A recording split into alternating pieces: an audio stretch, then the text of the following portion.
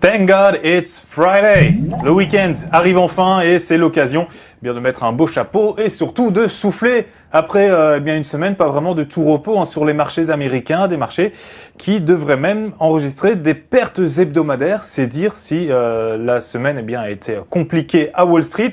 Avec ce vendredi, pour débuter la journée, deux statistiques prévues en hausse mais qui finalement restent stables. L'indice de confiance de l'Université de Michigan, toujours à 84,6, et la consommation des ménages qui reste donc sur sa progression de 2,5%, là où l'on prévoyait une poussée de 2,9% pour le deuxième trimestre. Et d'ailleurs, pour rester sur ce deuxième trimestre, justement, on a appris que le PIB américain avait été révisé à la hausse, avec donc une poussée de finalement 4,6%. C'est une bonne nouvelle, évidemment.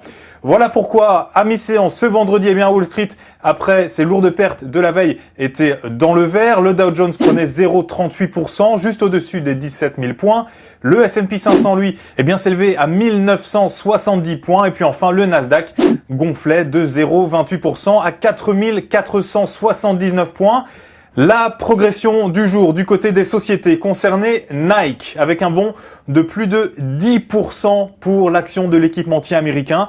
La raison, alors pas mon footing de 20 minutes d'hier, c'est bien dommage, mais plutôt des résultats trimestriels nettement supérieurs aux attentes, avec notamment des bénéfices de 962 millions de dollars. Oui, vous avez bien entendu, 962 millions de dollars de bénéfices pour Nike. C'est assez impressionnant.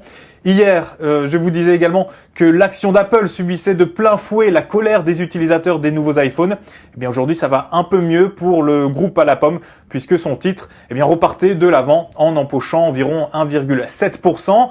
Un changement de direction qui touchait aussi la Bourse de Paris, qui reprenait un peu de couleur ce vendredi. À une demi-heure de sa clôture, le CAC 40 gagnait 0,93%. Un rebond rendu possible notamment par Total et le secteur bancaire. Bref, tous les voyants semblaient au vert ce vendredi, idéal pour passer un long et bon week-end, un week-end bien mérité, un week-end qui s'annonce même ensoleillé ici à New York. À lundi.